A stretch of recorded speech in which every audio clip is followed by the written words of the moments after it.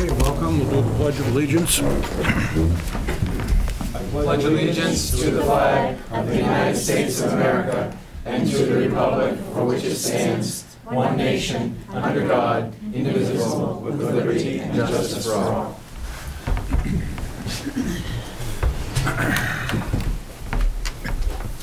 So we obviously have a bunch of people here for the hearing of delegations. Let me just refresh everybody's memory. As far as public participation at board meetings, we do have a policy for that.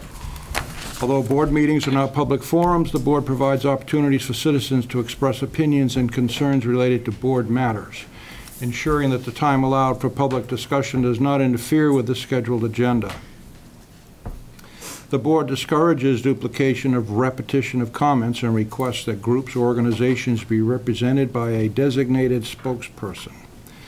During hearing and delegation, members of the public may speak on any subject related to the operations of the schools, except for personnel matters concerning specific employees or students. The following guidelines shall apply to public participation at board meetings. The chair may limit the time allotted for comments on a particular topic, as well as the time each individual may speak. During the time set aside for public participation, the chair shall be responsible for recognizing all speakers, who must identify themselves as they begin talking. Speakers are not permitted to share gossip, make defamatory comments, or use abusive or vulgar language. Members of the board and the superintendent may ask questions of any person who addresses the board, but are expected to refrain from arguing or debating issues. Questions must be addressed through the chair. Floor is yours. All right. My name is Heather Ricker. I live in Parsonsfield. I'd like to start off by saying thank you to the board for letting us speak this evening. What we are here for is to ask for a reconsideration on a district policy that excludes administrative staff from having coaching positions. There are several staff members who are no longer allowed to coach because of this policy. This policy has been overlooked the last 3 years for whatever reason, and they have been allowed to coach. And what we have now is some very concerned players on a specific team, the football team, who are losing their coach. So we would ask for consideration on that, and hopefully something can be worked out. Okay, Judy? Just as a clarification, staff can coach, it's administrators. So I'd like to, so I guess my hope would be hear everybody out and then I'd certainly provide an answer to the group at the conclusion. Is there anybody else that wants to step up to the plate? So my name is Sullivan Ricker. I'm a junior at Sacopee Valley High School. And basically, my opinion on this, a lengthy opinion. So throughout the 3 years that I've been lucky enough to learn the game of football, I spent all 3 of those years under one head coach. And before that point, the program was struggling. It was 0-40. The school basically had a lifeless vessel of a football program. And at no point did I see that coach struggle with the prospect of being an authoritative figure as well as a football coach. Throughout my career as a student athlete, I have made some mistakes, admittingly, that required punishment. I have never had admonishment of my actions, and I've been held to the same standards as other students. When I committed an action worth of detention, I had one. Anything I did that was against the rules, I was treated to those rules.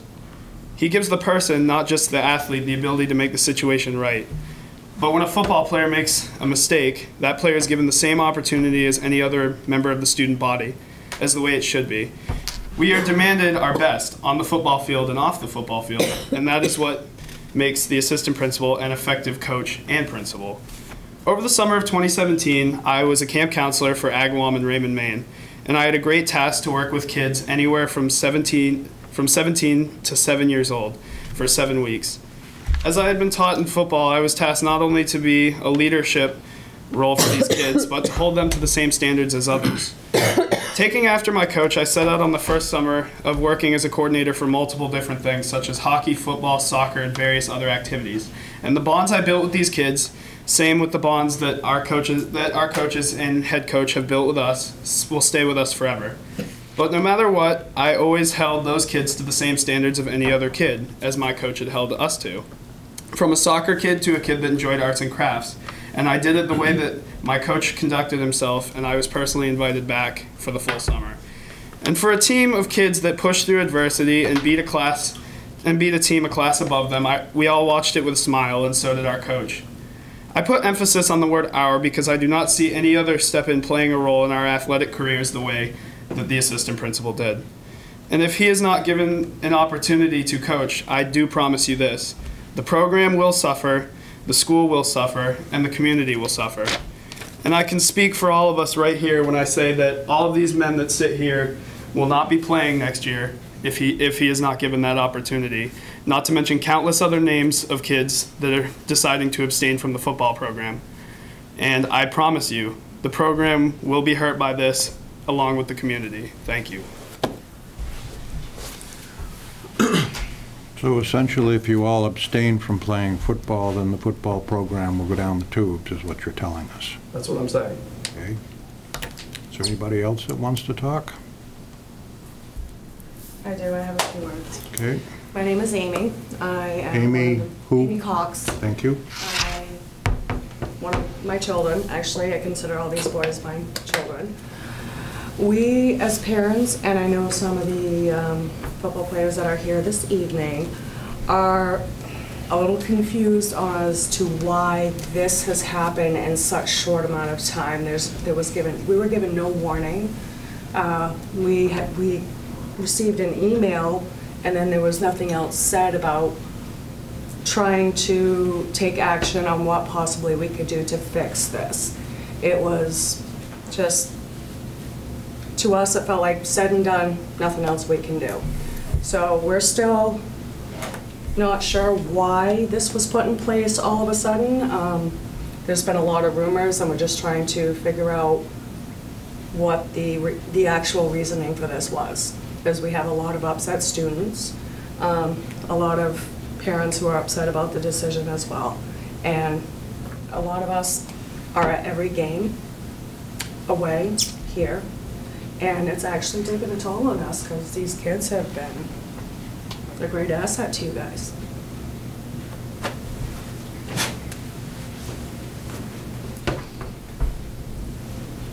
Anybody else? I will ask Dr. Landry to respond then. Terrific. So hopefully shed some light on some things. So first off, I just want to say thank you to everybody that came here tonight. I think that's hard. Particularly for a student to stand in front of a bunch of grown-ups and articulate a case. I think that's tremendous. I just want to say that certainly I'm a great supporter of the football program. I think it's a great thing. I agree with the parents. I think it's a great thing for kids. I think the board is super supportive of the football program. So I just want to say thanks for being here. And hopefully some things going forward shed some light. So you may or may not be aware, it's been maybe over a year in the making. We're combining our administrative jobs to not only be assistant principal, but assistant principal and athletic director. So that change took place. In fact, the board voted on that change March 14th. So no longer will the high school assistant principal be just an assistant principal. The high school assistant principal will be assistant principal athletic director. So the board approved that move. It's a change in job. And also approved, and I can say it because it was in a public meeting, Jim Walsh, authorizing me to give Jim Walsh a contract for that job. So I just want to let you know that job is just not compatible with being the football coach, and I'll tell you why. There's two major reasons. One is the time commitment involved in being both high school assistant principal and athletic director doesn't really allow, I don't think you can do all of those roles well. So that's concern one. The other one, and you touched on it, Sully, for a minute, real or perceived conflict of interests with being assistant principal / athletic director, supposed to be responsible for the entire athletic program and the coach and individual team. So for those couple reasons, so there is no policy per se about administrators not being able to coach. It's this particular position not being compatible with being a coach. Incidentally, we did some research. There are about 20 school districts in the state of Maine that have this model, where the high school assistant principal is also the athletic director, and not one of those individuals serves as a varsity coach in any capacity. So I understand you're sitting here in front of me. I understand people might not be happy with the decision or agree with the decision. That's the hard part of being the superintendent and making these decisions. But that's where we're at right now, and that's where we're at going forward. And I would add that the board completely supports the administration's decision regarding the assistant principal athletic director position. So it wasn't suddenly done. We discussed it as a school board as to what to do about that position. So again, thank you for coming out. I know this isn't the answer you were hoping for. Hopefully it shed a little light onto why we're here, and what I can assure you is that we do value football and we work, and I know what you said about not wanting to play for someone else, but we work diligently to find another quality coach for the program, because I think we all want to see it be successful. May I ask how many applicants you've had for the position to this date? Sure, at this time, 0. And what are we going to do if there continue to be 0 applicants for the position? I think we're going to continue to actively recruit and work to find a quality coach for the position. And if that's not found before the football season? We'll continue to recruit and try and find a quality person for the position.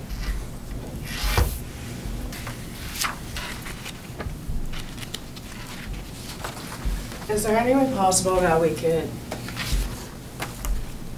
maintain Mr. Walsh's coaching abilities for this season if there's not any more, you're unable to find any more recruiters for coaches, just for him to finish off the last season? With So I think at this time, where those jobs aren't compatible. Okay. So.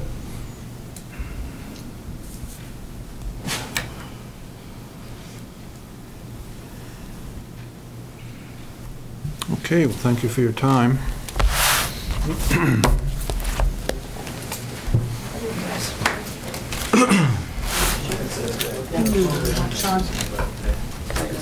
It was a good last season. Thank you, Heather. I appreciate it. Thank you, guys. Thank you so much. I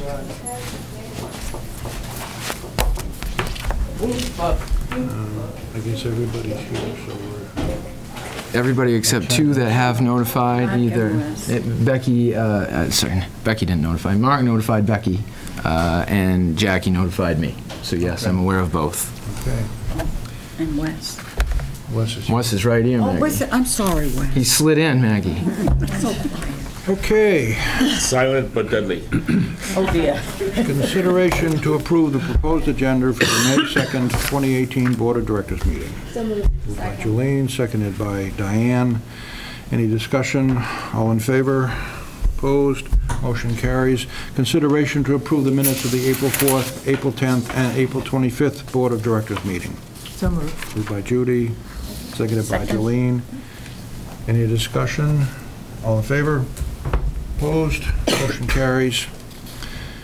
Business finance reports.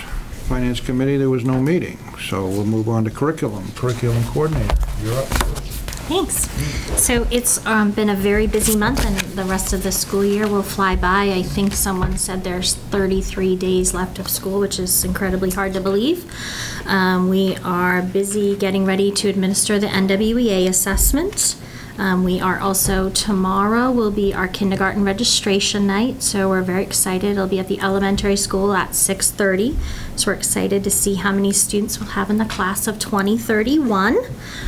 We are also planning for summer school, so it will be starting July 9th, which is a little later than we've normally done it. We decided to avoid the 4th of July week completely in hopes that that helps families with family events and things that they may have going on, so we can have even better attendance.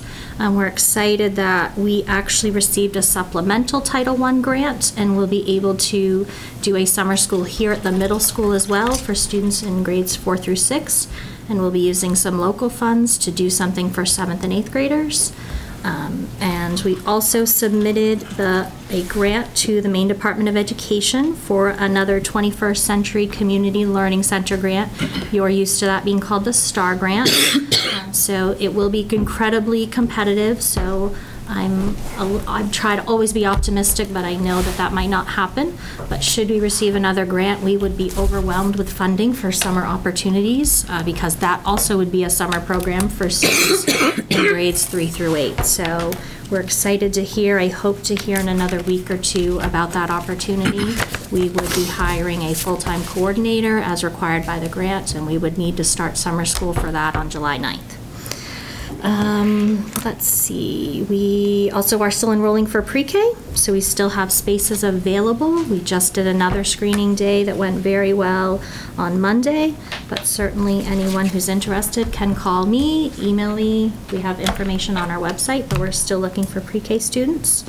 And I think last, just wanted to make sure I mentioned that next week is Teacher Appreciation Week, so hopefully families and parents take an opportunity to thank their child's teacher for what they do for their child.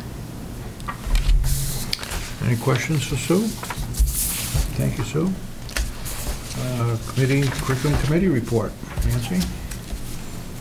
The Curriculum Committee met on April 11th. The meeting began with a presentation of the Maine Sparks Initiative by Dorothy Maxwell. This initiative is sponsored by Educate Maine, which is a collaborative of business leaders and educators that work to better the workforce in Maine. We looked at the 10 indicators in the 2018 Educate Maine policy brief to help understand the focus of this group. The goal behind this initiative is that by 2025, 60% of the Maine workforce will have the education and workforce credentials necessary for their success in the workplace. The 4 areas of focus are strong foundations for children from birth to 6th grade, future success for 6th grade through post-secondary, adult promise for those returning to complete degrees or change careers, and new opportunities for professionals looking to enter the Maine workforce. This 10-year commitment is similar to other successful projects that Educate Maine has undertaken.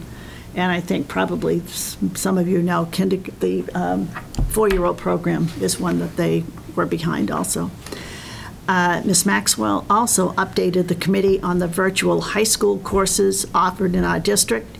Part of the discussion revolved around the value of understanding how to learn online and the instances that this may be necessary in today's working environment. The committee should discuss how we are meeting the future needs of our students as they move into the world of employment, in which computer courses are often part of their employment. And then Jessica Abbott, who is a substance abuse coordinator for Oxford Hills Health, provided an overview of the program Prime for Life. This program is centered around student individual awareness. The self-analysis is geared towards 12-year-olds and up, and it helps the students to navigate their teenage years. Prime for Life could be part of the health curriculum in the middle school. Ms. Abbott shared information about the book, The Seventh Wish, that was written for 4th through 7th graders. The book shows students that a drug-dependent person can be anyone. The book has become a community read in SAD 17 and is part of the 5th grade curriculum. And Mrs. Day was good enough to get the curriculum committee copy so that we can look at the book and see if there's maybe a future use here. The committee adjourned at 5 p.m. And our next meeting is May 9th, and we'll be reconvening the Substance Abuse Prevention Committee. If any of you are interested, it would be great if you could come. Any questions for Nancy? Okay, Adult Ed had no meeting. Lake Region Advisory had no meeting. Technology, John, you're up. Technology Committee met yesterday afternoon. I was unable to personally be there, but caught up with Chuck McLaughlin, and a few updates from our last technology meeting that the board will be happy to hear. At the last Technology Committee meeting that was reported out to the board, we were unsure whether the state was going to continue funding of our Wi-Fi equipment. They will through 2020, so big, don't have to work that in next year's budget. Another thing that we've talked about in the past is data warehousing. For student data, we use Infinite Campus. Tech Committee has discussed on numerous occasions difficulties with the program. The state is looking at a statewide solution that would replace several existing silos where we house data with one, preferably, hopefully better updated version that would be better accessible to teachers, staff, and the public for all school records retention. Our technology plan was submitted and approved. We have the approval letter. It is now posted on the website. Our next technology plan won't be due for a while, and there's still an open question about whether the new administration will require technology plans after it's in place. Discussion of replacement of laptops. The Technology Committee is grateful for the support of the board for putting new laptops, the MacBook Airs in grades 3 through 6, to replace the 10-year-old white MacBooks. The terms of the lease: after 4 years, the school will be able to buy out those new MacBook Airs for $1.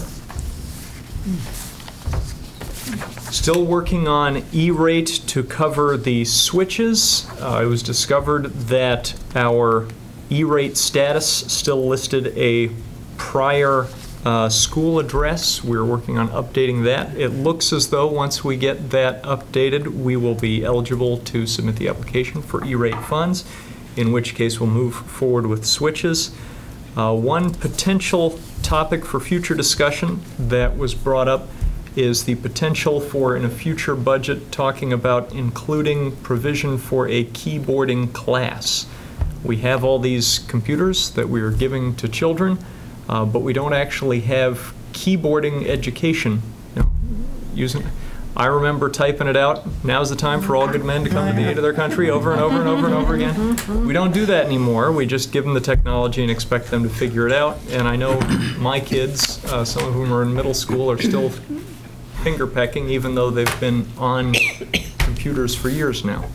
That is the report of the Technology Committee. Okay. Any questions, Judy? Have your committee investigated ransomware? We have not been talking about, we've talked about security generally, but not things like, there was another high-profile incident where a whole school district was subjected to ransomware. You can probably remind me, was that in Florida? I think it was, yes. I think it was. And decided not to pay the ransomware on a matter of principle, but is now at the same time paying a lot more to try and recover all that data. It's not something that we've specifically discussed. See. John, are you going to bring that to the curriculum committee, the keyboarding course? Yep. Any other questions? Thank you, John. Wellness Committee had no meeting. And facilities report. I'll do my sharing with Sue. I'll take a few and I'll pass the baton. A few that I'll cover. The Sacopee Valley Elementary School storage bump out behind the gym. We did receive plans, and thanks to the suggestion of this board, local folks designed it at a much better cost than we had previously thought. So those plans are with us now. Fire marshal approval, and then I'll work to get a bid package out. And I know folks are getting busy and it's the time of year, but I anticipate us getting moving on the bump out behind the elementary gym. Security cameras through our E-rate funding have been installed in every school, obviously without giving it away to the folks on TV where there are spots. With any new installation of that many cameras, it's like 80 cameras or so. We're looking to make some adjustments, and they have 3 or 4 that they are looking to install, so we're weighing it out with the administrative team and Chuck through the tech group to install the remaining cameras. But it is the difference between black and white and HD, 4K, whatever. We are psyched with the new camera system. Our administrators have already put it to good use, and I won't go into detail on TV, but with some children in our schools, and I think we're just thrilled with that purchase. So that worked out very well. The JROTC portable at the high school, behind the high school, we are currently getting some quotes on residing that portable, so that should be freshened up. Cafeteria flooring. The price has been lowered at this time due to a deal on the carpeting / laminate, so we are looking at possibly exploring that this year. I'll be talking with construction May 9th. And tennis courts, yes, we are still moving. I think it is now warm enough that we can officially, we've been talking about tennis courts, it seems like for 10 years, but I think now we will officially, with the warmer weather, get moving on some reconstruction out there at the tennis courts. The rest I will pass along to Sue Melanson. Well, we met on April 11th. Almost the whole board was there. The Greenhouse Committee presented their proposal for using the slab at the east end of the high school which has access to both water and electricity. The location of the slab would be close enough to the school to be observed and therefore be secure.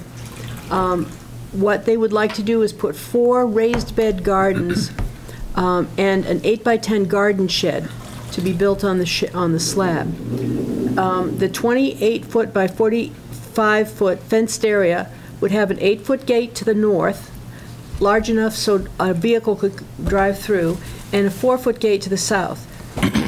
It was determined that the posts for the fence would be sunk into the ground around the slab, with the exception of 2 posts on the south side that will have to be drilled through the 4-inch slab. The south end of the slab will still be available for the high school trash truck. Water for the project would be accessed from the corner of the school near room 103. Eventually, it is the plan to construct a greenhouse within the fenced area.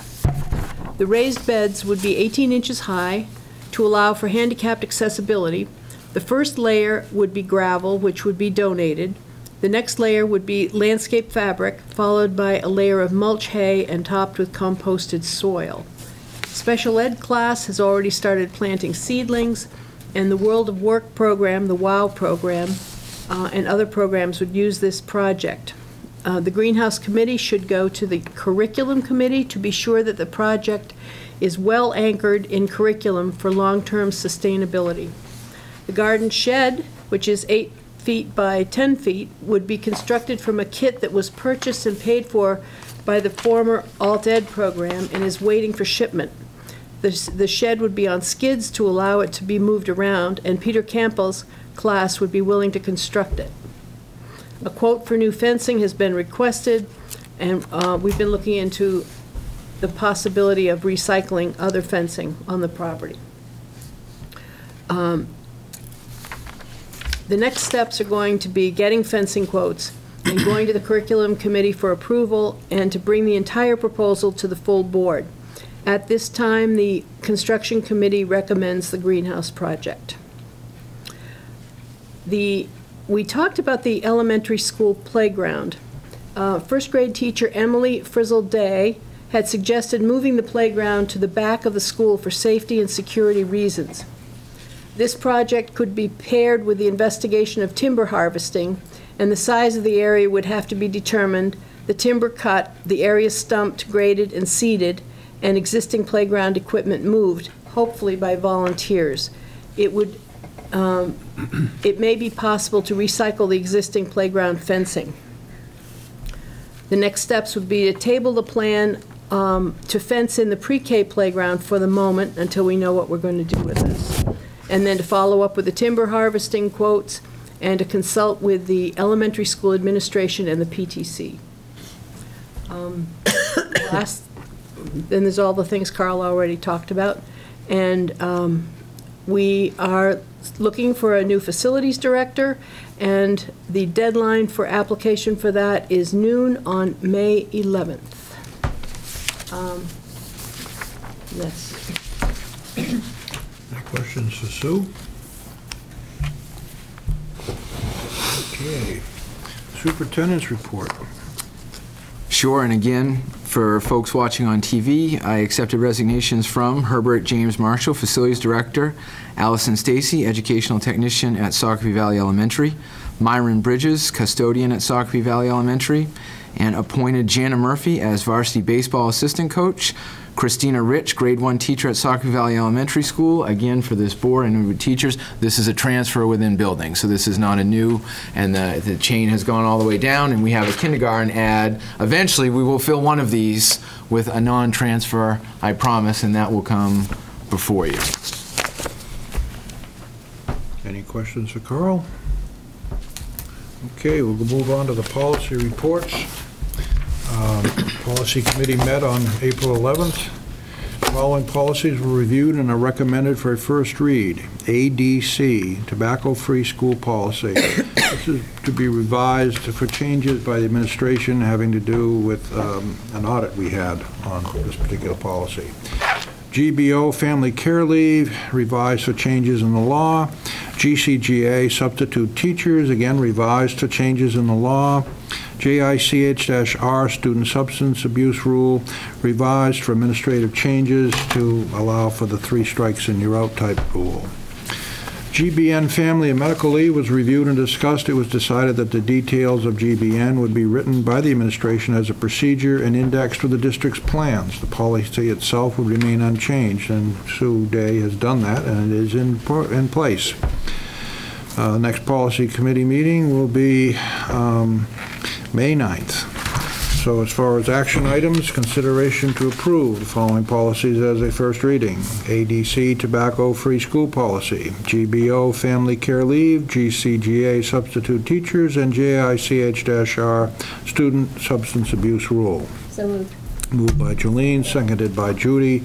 Any discussion? All in favor? Opposed? Motion carries. Other action items. Consideration to enter into executive session to consider evaluation of officials, appointees, employees pursuant to 1 MRSA, Section 405A. So moved. Moved by Brad. Second by Jolene. Any discussion? All in favor? We will move into executive session.